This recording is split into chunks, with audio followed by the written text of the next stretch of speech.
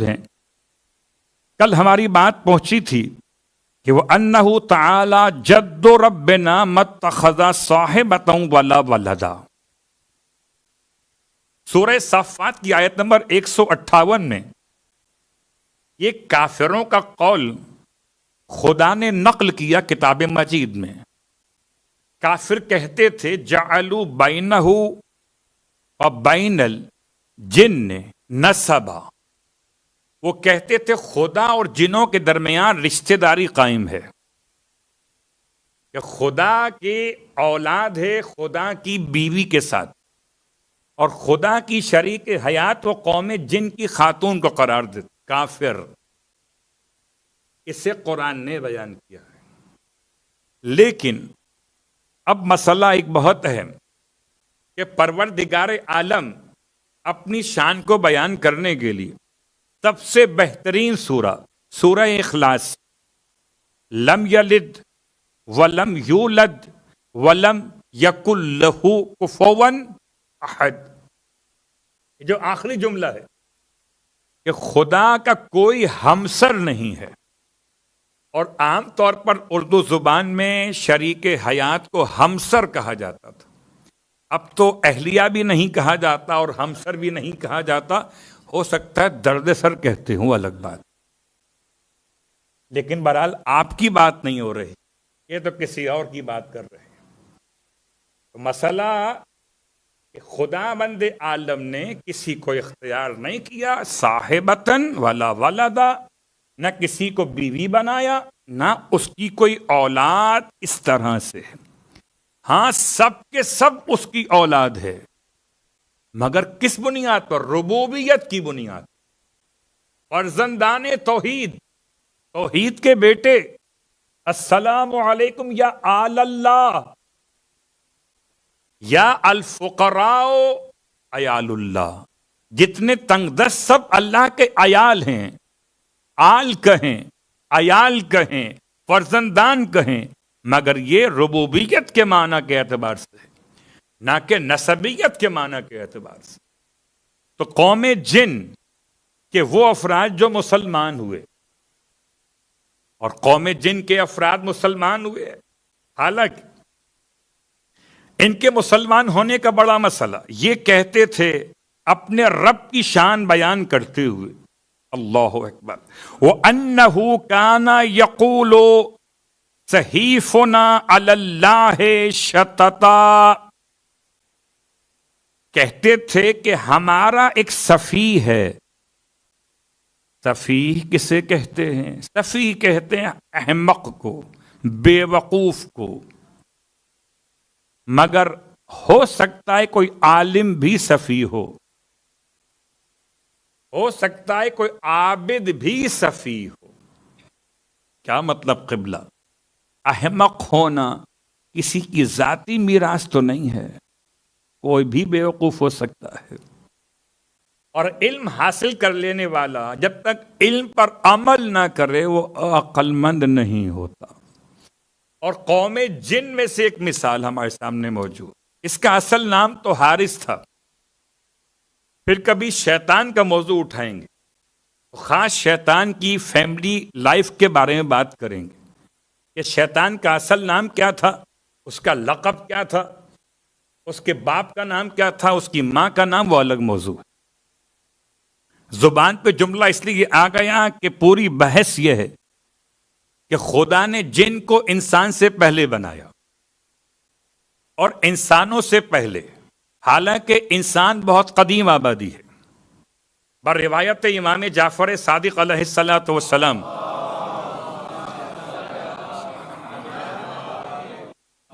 کتاب البحار کے اعتبار سے امام کی روایت، آپ فرماتے ہیں کہ تم کیا سمجھتے ہو کہ تم اکیلے بشر ہو؟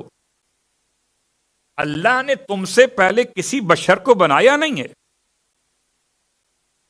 تم اپنے آپ کو کیا سمجھ رہے ہو؟ اللہ نے تم سے پہلے بھی بشر بنائے ہیں. 10 لاکھ عالم بنائے اور 10 لاکھ آدم بنائے، اور تم اس آخری آدم کی اولاد، آخری بشر ہو. تو جن کب پیدا ہوئے؟ 10 لاکھ عالم اور 10 لاکھ آدم اور جن ہیں اول آدم سے پہلے. خدا نے جن بنائے آدم علیہ السلام سے پہلے، اور جنوں نے اس سرزمین کو استعمال کیا آدم کے استعمال سے پہلے. اور اتنا ہنگامہ ڈالا جنوں نے، اس کا مطلب ہے کہ جن بھی لڑتے وڑتے ہیں. خالی یہ حرکت انسان ہی نہیں کرتے، ماشاءاللہ سبحان اللہ لا حول ولا قوت الا باللہ، یہ جن بھی کرتے. اور اتنا لڑے کہ زمین پہ فتنہ و فساد ختم کرانے کے لیے خدا نے آسمان سے سیکیورٹی بھیجی ملائکہ کی. انشاءاللہ جو اگلا اشرا ہے ملائکہ کے بارے میں، تو ملائکہ کی اقسام کیا ہیں، ان کی ذمہ داریاں کیا ہیں، ان کی پہچان کیا ہے، وہ کب آ سکتے ہیں، کب بلائے جاتے ہیں، وہ الگ موضوع. فی الحال تو جن کا مسئلہ. تو یہ جن اتنے پھیلے ہوئے تھے، روئے زمین کے سارے چپے چپے پر جن ہی جن موجود تھے. تو فرشتوں نے آ کر ان کی فتنہ و فساد کو ختم کیا. ان میں سے حارث نامی جن جو تھا وہ فرشتوں کے ساتھ اتنا سیدھا ہوا کہ فرشتہ بن گیا. جتنا سیدھا باہر سے تھا اتنا ٹیڑھا اندر سے تھا. اس لیے کسی کو محفل میں خاموش بیٹھے ہوئے دیکھ کر اس کو شریف سمجھنا خطرناک ہے. کیا پتا کوئی کب اپنی شرافت کے لبادے سے باہر نکل آئے، کبھی سیاسی شرافت اور کبھی ظاہری شرافت. بات واضح ہو رہی. تو یہ قوم جن کا ہی فرد ہے، جس کا نام ہے ابلیس، جو بعد میں رکھا گیا کہ جس سے فرشتے ساتھ میں لے گئے تھے. تو یہ کہنے لگے جنوں کے افراد جو مسلمان ہو گئے، ایمان لے کر آئے. وہ رات بڑی عجیب تھی جب اللہ کے رسول کو ڈھونڈ رہے تھے. ہو سکتا ہے یہ سوال بڑا اہم ہو آپ کے لیے. جن والی رات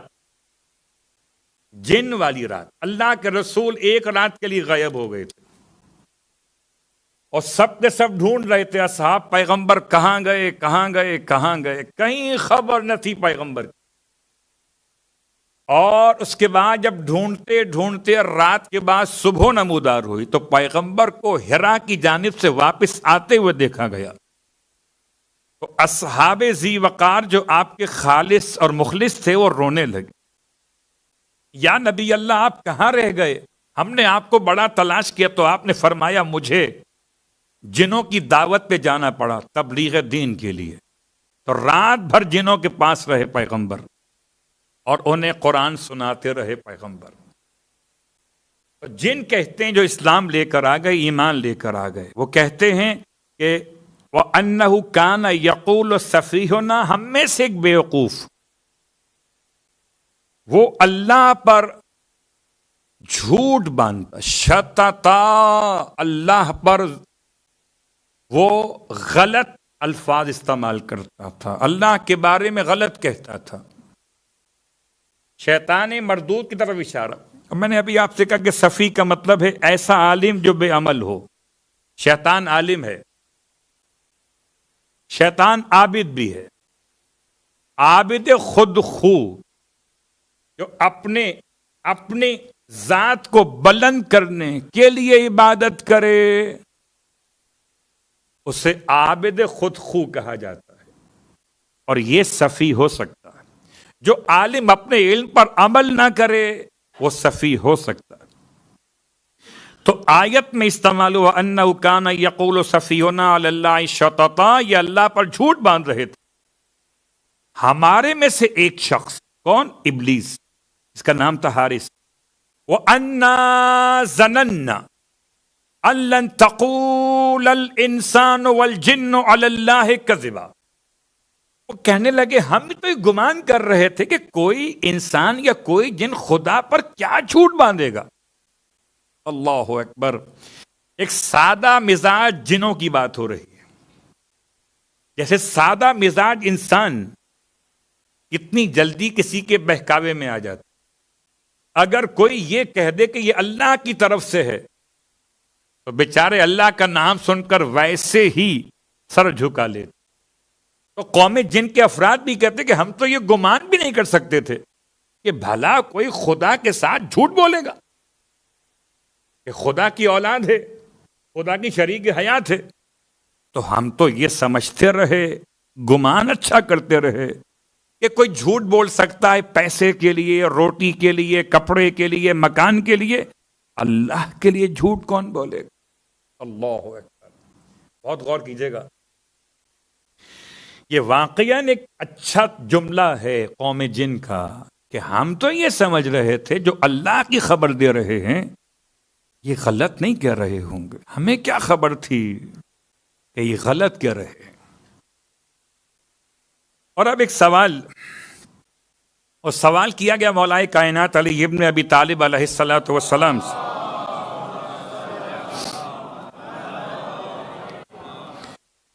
اور سوال یہ کیا گیا کہ یہ بتائیے کہ حضرت سلیمان ابن داؤد اللہ کے نبی علیہ السلام، آپ کے سامنے جن، انسان اور شیاطین تینوں، بعض نے لکھا کہ شیاطین، انسان اور پرندے، یہ تینوں، یہ سب کے سب آپ کے لشکر میں شامل تھے، آپ کے تابع فرمان تھے. تو یہ بتائیے کہ اگر سلیمان سے افضل ہیں ختمی مرتبہ صلی اللہ علیہ وآلہ وسلم،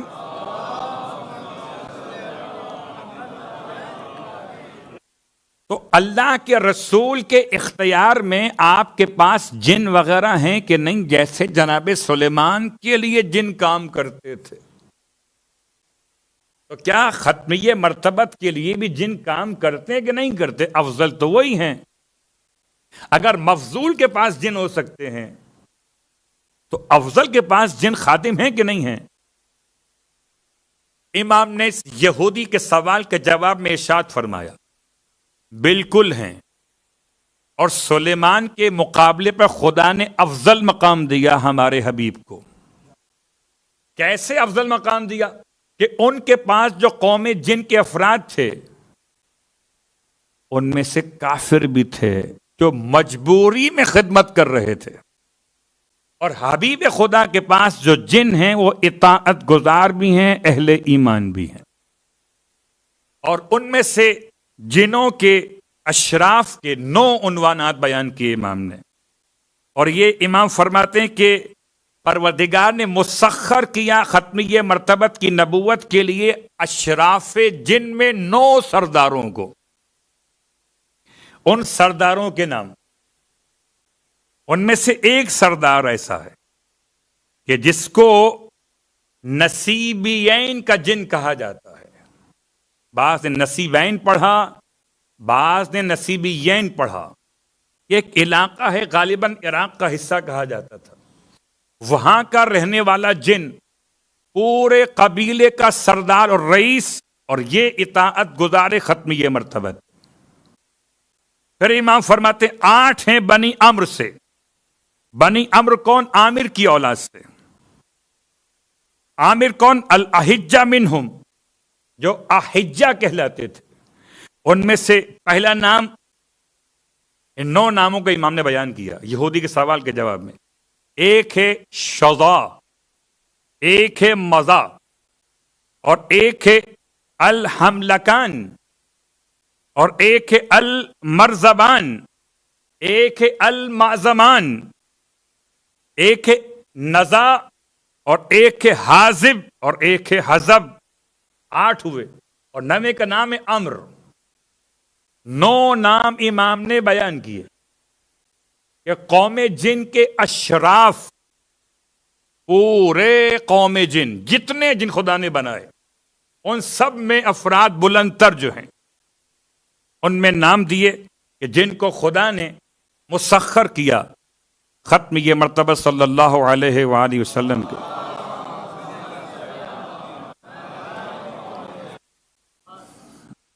ہو سکتا ہے کہ زعفر جن کا حوالہ کسی مجلس میں آئے، لیکن آج ابھی عنوان نہیں بن رہا، تو میں اچانک یہاں سے کربلا جا نہیں پاؤں گا.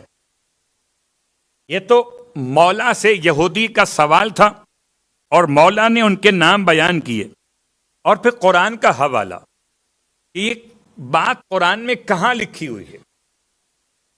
کوئی ایسا واقعہ قرآن میں ہے کہ نہیں ہے؟ تو آئیے، سورہ جن کے علاوہ ہے، اور سورہ جن کے علاوہ آئیے سورۃ الاحقاف کے اندر، سورۃ الاحقاف کی آیت نمبر 29 اور 29 سے لے کر 32 تک، 29، 30، 31 اور 32 سے ساری آیات، ذرا سا ترجمہ آپ کی خدمت میں تاکہ وہاں تک پہنچ سکیں جہاں مولا نے پہنچانا چاہا۔ خود مولا کائنات علی ابن ابی طالب علیہ السلام نے آیات کی تلاوت کی۔ وَإِذْ صَرَفْنَا إِلَيْكَ، دیکھیے سورہ جن کی ابتدا کیا ہے؟ قل اوحی الی، یہاں پیغام کیا ہے؟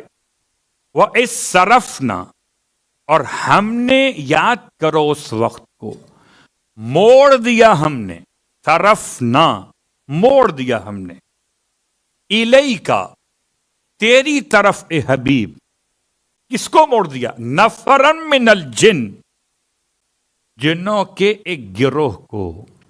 نفر کا مطلب یہاں گروہ، وَلَوْلَا نَفَرَ مِن كُلِّ فِرْقَةٍ طَائِفَةٌ لِيَتَفَقَّهُوا فِي الدِّينِ، یہ آپ جانتے ہیں۔ نفر ایک چھوٹی جماعت، اور شاید اس جماعت کی وضاحت میں کتنے لوگ؟ 9 لوگ، جو مولانا نے فرمائے۔ نفرم من الجن یستمعون القرآن، کہ ان کی پہچان یہ بنی کہ وہ قرآن کو غور سے سنتے ہیں۔ فلما حضروہ، جب وہ حاضر ہو جاتے ہیں، قالو، تو وہ 9 افراد اپنی قوم اور قبیلوں سے کہتے ہیں، انصتو، غور سے سنو قرآن کو۔ خود قرآن سننے کے بعد پھر اپنی قوم سے کہتے ہیں دیکھو آواز محمد سنو، وہ قرآن پڑھ رہے ہیں، اور آواز محمد سنو، غور سے سنو، انصتو، خالی نہ سنو، غور سے سنو۔ فلما قضی ولوا الی قومہم، اور پھر جب یہ قرآن کی تلاوت مکمل ہو جاتی ہے تو یہ اپنے قوم کی طرف واپس پلٹ کے جاتے ہیں۔ یہ 9 افراد قرآن سننے کے بعد غور سے پلٹ کے واپس جاتے ہیں قوم کی طرف، اور جا کر قوم کو ڈراتے ہیں۔ گویا یہ پیغمبر کی طرف سے پیغام لے کر اپنی قوم میں واپس جاتے ہیں اور اپنی قوم کو قرآن سناتے ہیں، بالکل ایسے ہی جیسے مسجد کوفہ میں ایک دروازہ، اس دروازے کا کوئی خاص عنوان اس وقت نہیں تھا، لیکن جب مولائے کائنات نے اپنے کیپٹل کو مدینے سے شفٹ کیا کوفے کی طرف، اور کوفے کی مسجد کو آپ نے اپنا بنایا، دارالحکومت کہہ لی، دارالخلافہ کہہ لی، یا ایوان صدر کہہ لی، اور وہیں پر آپ بیٹھتے تھے، آپ خطبہ دے رہے تھے ممبر سے۔ 2 روایات میں سے ایک روایت پڑھ رہا ہوں کہ اچانک اس دروازے مسجد سے ایک بہت بڑا سانپ، اسے اژدہا کہا جاتا ہے، وہ داخل مسجد ہوا۔ اتنا بڑا تھا کہ اس کا سر اونٹ کے برابر تھا۔ اتنے بڑے سانپ کو دیکھا، اگر سر بڑا ہوگا تو قبلہ جسم بھی بڑا ہوگا۔ لوگ تو چھوٹے چھوٹے سانپوں سے ڈر جاتے ہیں، یہ تو سانپوں کے ابا جان آئے تھے جن کا سر اونٹ کے برابر تھا۔ جیسی داخل ہوا مسجد میں تو بھگدڑ مچ گئی۔ قبلہ کتنا ہی پرسکون ماحول کیوں نہ ہو، اگر ہم اور آپ بھی ہوتے تو سائیڈ میں کھسک لیتے، کہیں یہ ہمیں نہ پوچھ لے کہ آپ کا نام کیا ہے۔ مجمع بکھر گیا، منتشر ہوا۔ امام علیہ السلام منبر سے فرما رہے تھے آپ گھبرائیے نہیں، یہ آپ کو کچھ نہیں کہے گا، یہ مجھ سے ملنے آیا ہے۔ اب تو سمجھیے نیچے والے اور ہوتے ہیں، اوپر والے اور ہوتے ہیں۔ اللہم صلی علی محمد وعلی محمد۔ میں آپ سے ملنے نہیں آیا، مجھ سے ملنے آیا. یہ تمہیں کچھ نہیں کہے گا، تو راستہ دے دو. لوگ ایک طرف ہوئے، امام کے فرمان پہ مطمئن ہوئے. وہ آگے بڑھا اور منبر کے پاس اپنے وجود کو اتنا بلند کیا کہ امام کے قریب چہرے کے آ گیا، اور اس نے اپنا بڑا منہ امام کے کان کی طرف کیا اور سیٹیاں نکال نکال کر مولا سے سوال کرنے لگا، اور امام سیٹیوں ہی کی آواز میں اس کو جواب دینے لگے. نیچے والوں کو خالی سیٹیاں سمجھنے کو ملی. کیا خبر کیا سوال کیا تھا اور کیا جواب دیا گیا، انہیں کیا خبر تھی. اور کچھ دیر میں واپس اتر کے وہ چلا گیا. لوگوں نے امام سے پوچھا، مولا یہ سب کیا مسئلہ تھا؟ ایک روایت تو یہ والی ہے. اور امام نے جواب میں ارشاد فرمایا کہ یہ قوم جن میں ہمارا نمائندہ تھا، ہمارا سفیر. اس کے والد کا انتقال ہو گیا تھا. اس کے والد کی وکالت کے بعد یہ اپنے لیے وکالت کا سوال لے کر آیا. اس کا نام تھا عمرو بن عثمان. کیا نام تھا اس کا؟ عمرو بن عثمان. اکثر تاریخوں میں نام لکھا ہوا نہیں، ایک آدھ میں نام ملے گا آپ کو کہ امام نے اس کا نام بھی بتایا. یہ آیا تھا اپنا مسئلہ لے کر. ہم نے اس سے کہا کہ ابا کا انتقال ہوا، اللہ ان کی مغفرت کرے. ہم نے تعزیت کی اور ہم نے پھر اسے اپنا نمائندہ قرار دیا اس کی قوم کے لیے. یا مسجد کے کسی ایک کونے سے ایک بہت خوبصورت سا سانپ بل کے اندر تھا، امام نے فرمایا تھا قمبر سے کہ سانپ کو نکال کے لاؤ. قمبر قریب پہنچے، سانپ کو دیکھا، سوچا ہاتھ لگاؤں کہ نہ لگاؤں. پھر خیال آیا کہ جب علی نے فرمایا ہے تو رب جانے تے علی جانے.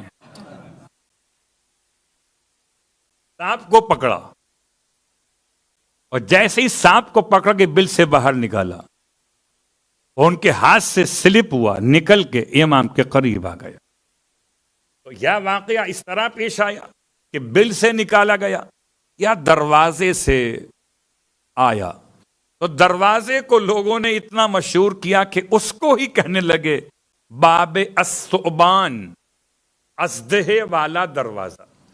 تو اس کا مطلب کہ جیسے سرکار ختمیہ مرتبت کے لیے جنوں کو خدا نے مسخر کیا، مگر مسخر ایسے نہیں کیا کہ خالی سر جھکایا ہو، ایسے مسخر کیا کہ دل بھی جھکا دیا.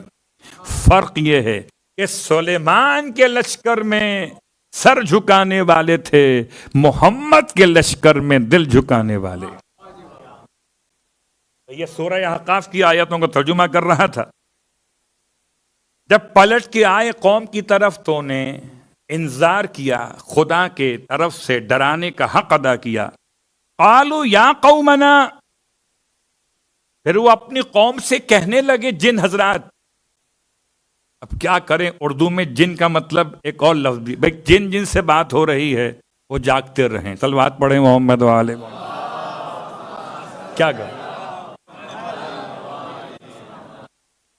جن کی باتیں سن کر سونے میں شاید مزہ نہ آئے. تو قالوا یا قومنا، تو قوم جن کے یہ 9 سردار اپنی قوم سے کہنے لگے، اے ہماری قوم، انا سمعنا کتابا، ہم نے سنی ہے ایک کتاب، انزل من بعد موسیٰ، جو نازل کی گئی موسیٰ کے بعد، مصدقا لما بین یدیہ، جو تصدیق کرتی ہے اپنی گزری ہوئی تمام کتابوں کی.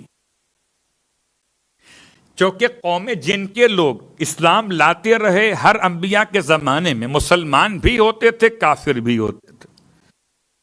یہ جنوں کی تشخیص میں باتیں انشاءاللہ اور بھی آنے والی ہیں. جناب موسیٰ کے بعد پھر اللہ کے حبیب کی خدمت میں آنا.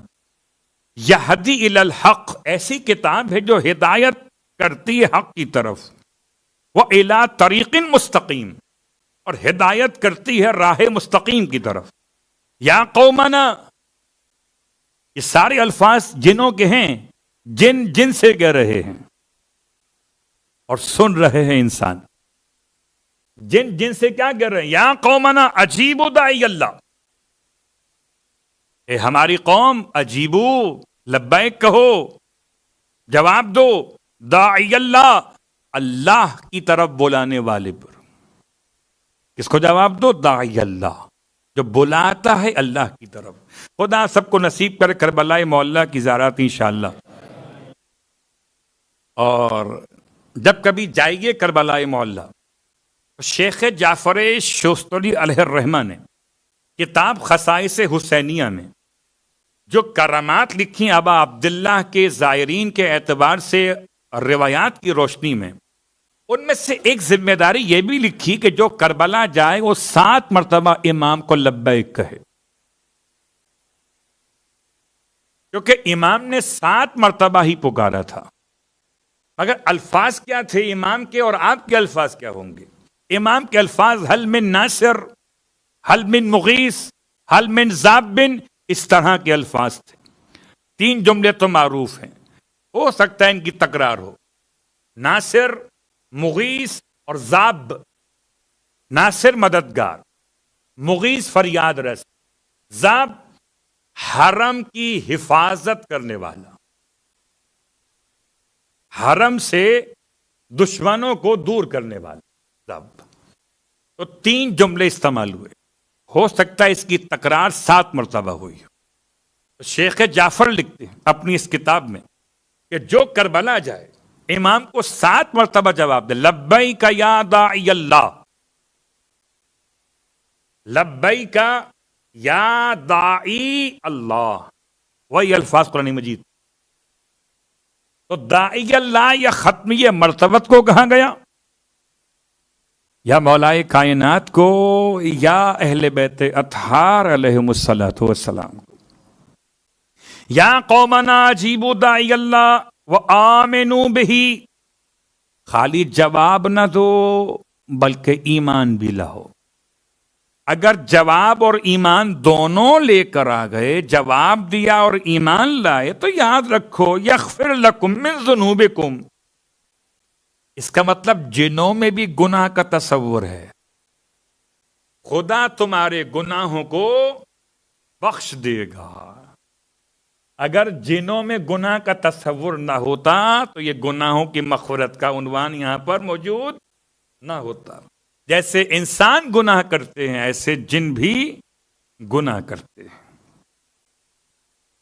وَيُجِرْكُم مِّنْ عَذَابٍ عَلِيمٍ، اور تمہیں پناہ دے گا اپنے دردناک عذاب. اس کا مطلب کہ جیسے جہنم انسان گناہگاران کے لیے ہے، ایسے جہنم جنوں کے لیے بھی. اب کل کی بات پھر یاد دلاتا ہوں. کل کی کون سی بات؟ جو تلوار مولا کی تھی، اور تلوار مولا کی تھی اور چلی کس پر؟ آگ سے بنے ہوئے.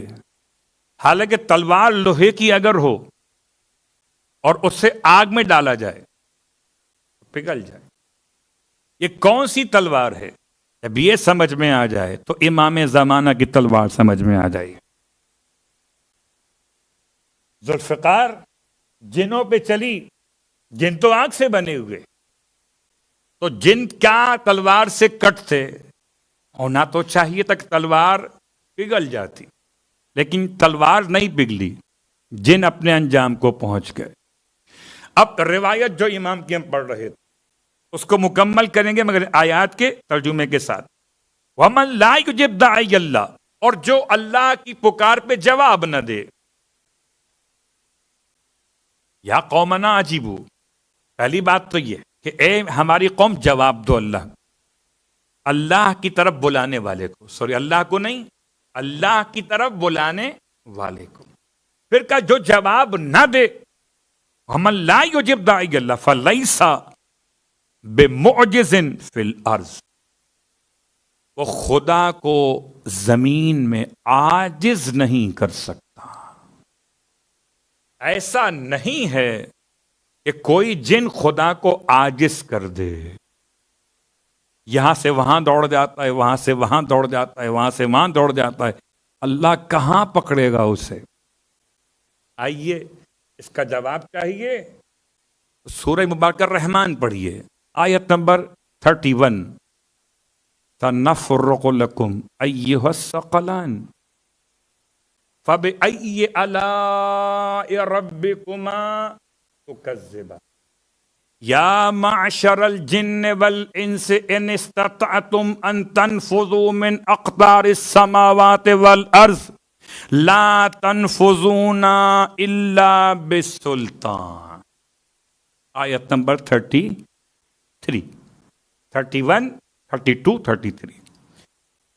سنفرغ لکم ایھا الثقلان، یہ ثقلان کون ہے؟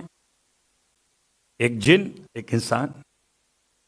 اور پھر ہم مکمل طور پر تمہارا حساب کریں گے، گروہ جن اور انس۔ میں تفسیر بیان نہیں کر رہا اس کی، ورنہ بات نہیں، اور خالی ترجمہ کروں۔ سنفرغ لکم ایھا الثقلان، اور پھر تم اپنے پروردگار کی کون کون سی نعمتوں کو جھٹلاؤ گے؟ ربکما، کما میں دو شامل ہیں، ایک جن اور ایک انس۔ اللہ اکبر۔ تو جیسے انسان مکلف ہے ایسے جن مکلف ہے۔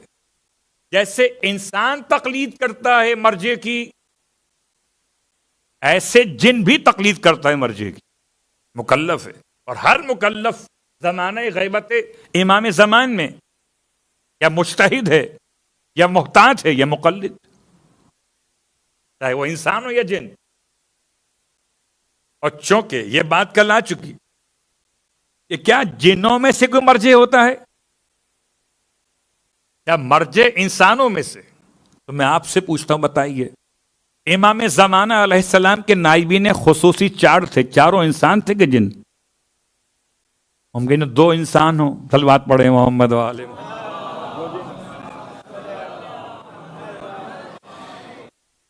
اور ہو سکتا کہ وہاں کا نظام مرجعیت کے اعتبار سے ان کے ذمہ دار علماء اور بھی ہو سکتے ہیں۔ وَمَن لَا يُجِبْ دَاعِيَ اللَّهِ فَلَيْسَ بِمُعْجِزٍ فِي الْأَرْضِ۔ تم اگر جواب نہ دو رسول اللہ کو تو کیا سمجھتے ہو کہ کیا تم اللہ کو زمین میں عاجز کر دو گے؟ ایک گروہ جن اور انس، اگر تم زور لگاؤ کہ زمین کے کناروں سے نکل سکتے ہو تو نکل جاؤ۔ یہ خدا کی حکومت سے بھاگنے والا مسئلہ، وَأَيْنَ الْفَرَارُ مِنْ حُكُومَتِكَ وَلَا يُمْكِنُ الْفِرَارُ مِنْ حُكُومَتِكَ۔ تیری حکومت سے بھاگ کر نکلنا نہ انسان کے لیے ممکن ہے اور نہ جن کے لیے ممکن۔ لا تنفذون الا بسلطان، جب تک تمہیں خدائی طاقت نہ ملے، صلاحیت نہ ملے، سلطان نہ ملے، تب تک تم نکل نہیں سکتے۔ تو نہ جن کہیں بھاگ کے جا سکتا ہے خدا کی قدرت سے، نہ انسان۔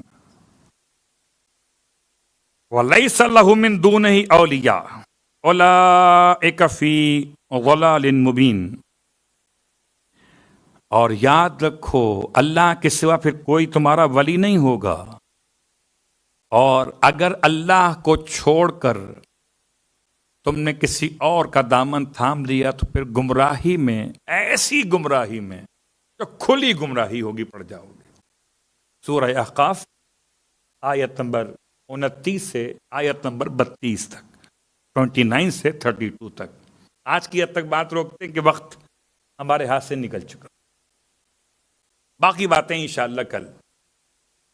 یہ قوم جن کے مسائل، اور پھر جاتے جاتے خالی ایک جملہ آپ کی خدمت میں، اور جملہ کربلا کے میدان سے۔ کربلا کے میدان سے کیا جملہ؟ ایک زعفر جن، تفصیل نہیں، خالی نام کافی ہے۔ ایک جن، انسان کتنے تھے؟ انسان کم از کم 72، 72 سے زیادہ کی فیگر میں اختلاف ہے، مگر 72 کی فیگر میں اختلاف نہیں ہے۔ 102 یا اس سے زیادہ، 320 تک فیگر گئی ہے، لیکن کم از کم 72 انسان تھے۔ اور ایک جن کا واقعہ ملتا ہے، زعفر جن۔ لیکن کربلا کے میدان میں شہادت کا شرف انسانوں کو ملا، کسی جن کو نہیں ملا، موضوع الگ ہے، لیکن ہم سب انسانوں کے لیے اور تمام قوم جن کے لیے قابل فخر ہے کربلا کے شہید۔ جیسے ہم کہتے ہیں نا، ایسے قوم جن بھی کہتی ہے، فَيَا لَيْتَنِي كُنْتُ مَعَكُمْ فَأَفُوزَ مَعَكُمْ۔ اے انصاران حسین، کاش میں آپ کے ساتھ ہوتا تو عظیم کامیابی کو حاصل کر لیتا۔ اور آج دل چاہتا ہے کہ ایسے انسان کی داستان کو آپ کی خدمت میں دہراؤں، جو انسانوں کے لیے واقعاً رہنما بن گیا۔ اس کی ابتدا کیا تھی، اس کی انتہا کیا ہو گئی، رات کیسے گزاری آنسوؤں کے ساتھ، اور صبح کو امام کی خدمت میں مغفرت کی نوید ہو گئی۔ یہ بتاتا ہے جملہ کہ انسان کو گناہ کے بعد بھی مایوس نہیں ہونا چاہیے، بس اعتراف کرے اور ہمت کرے، اعتراف کرے اپنے گناہ کا، ہمت کرے حجت خدا کی بارگاہ میں جانے کی۔ دروازہ حجت خدا کل بھی کھلے ہوئے تھے اور آج بھی کھلے ہوئے ہیں۔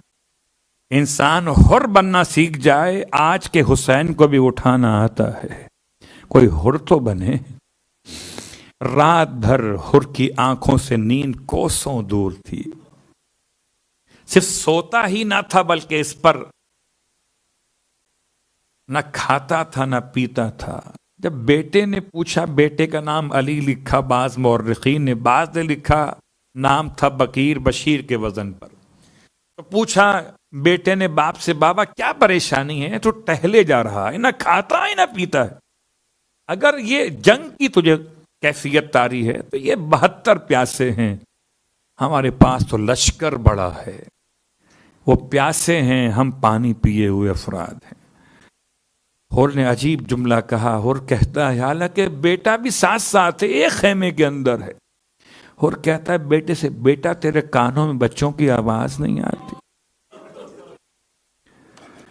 ہم تو پانی پیئیں اور زہرا کی اولاد چھوٹے چھوٹے کوزے ہاتھوں میں لیے ہوئے العطش کی صدائیں بلند کر۔ پوچھا بیٹے نے، بابا میں چاہتا کیا ہے؟ بیٹا کل جب دن نمودار ہوگا تو خدمت حسین میں جائیں گے، شاید زہرا کا لال ہماری خطا معاف کر دے۔ اللہ اکبر۔ رونے والو، باقی سب کا مقام اپنے طور پر ہے، پہچان ہے، اور کا مقام بالکل عجیب سا ہے۔ اور امام کی خدمت میں اکیلے نہیں آیا، اپنے بیٹے کے ساتھ آیا ہے۔ کم از کم ایک روایت مضبوط یہی والی، ایک بیٹے کے ساتھ آیا۔ ہاں، روایت جو اس کے علاوہ ہے وہ 3 بیٹے اور بھی ہیں، ایک بھائی اور ایک غلام کی روایت بھی ہے۔ آیا ہے اپنے خانوادے کے ساتھ، یعنی اپنے بھائی اور بیٹوں غلام کے ساتھ، مگر کیسے آیا کہ ہاتھ بندھے ہوئے ہیں، ندامت سے چہرہ جھکا ہوا ہے، اور امام سینے سے لگا کے روتے ہیں۔ حر بھائی، کیا تواضع کریں آپ کی، کسی بھی خیمے میں ایک قطرہ بھی پانی نہیں ہے، ایک قطرہ بھی پانی اگر ہوتا تو حسین حر کو پلا دیتے۔ واہ مصیبت! حر کہتا تھا یہ سب میری وجہ سے ہوا، نہ آپ کا راستہ روکا ہوتا، نہ آپ کو گھیر کے لایا ہوتا، نہ آپ پر یہ وقت آیا ہوتا۔ حر روتا تھا، امام فرماتے تھے، اور ان باتوں کو اب جانے دو، میں نے تمہیں معاف کر دیا، بتاؤ تواضع کیا کروں؟ حر کہتا ہے، آقا میری تواضع کرنا چاہتے، اب میرے بیٹے کو اپنے اوپر سے قربان ہونے کی اجازت دے دیجئے۔ امام رونے لگے، بڑا مشکل سوال کیا تھا، عزادارو حسین سے بیٹا مانگنے والے تو بہت ملے، حسین پہ بیٹا قربان کرنے والا کربلا کے میدان میں حر ملا ہے نا۔ ارے ساری مائیں اور سارے والدین جو کربلا میں اولاد قربان کر رہے تھے، ان کا مقام اور تھا، حر کا مقام انتظار ہے اور کہتا ہے مولا میرے بیٹے کو سب سے پہلے بھیج دیں۔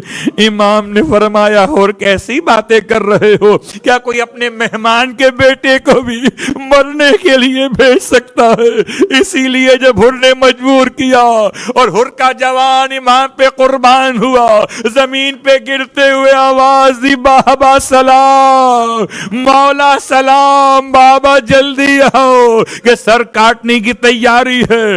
امام بھی چلے، حر بھی چلا، مگر جب حر پہنچا تو عجیب منظر دیکھا کہ اس سے پہلے کوئی باپ اپنے جوان بیٹے کی آواز پہ کتنا تیز دوڑ سکتا ہے، اس طرح سمجھیے کہ حر دوڑ کے پہنچا، دیکھا اس سے پہلے زہرا کا لال پہنچا ہوا، اور خالی پہنچا ہوا نہیں ہے بلکہ بیٹھ گئے ہیں۔ حر کے جوان کے سر کو گود میں رکھ لیا، اپنی ابا اتار کے حر کے جوان کے زخموں پہ ڈال دی۔ حر نے قریب آ کر کہا مولا سے مولا آپ نے زحمت فرمائی، میرے بیٹے نے آپ کو بلایا تو نہیں تھا؟ امام نے محبت سے حر کے سر پہ ہاتھ رکھا، اور کیسی باتیں کرتے ہو، تم میرے مہمان ہو، کیا میں اپنے مہمان کے جوان کی لاش میں بوڑھے باپ کو اکیلے آنے دیتا؟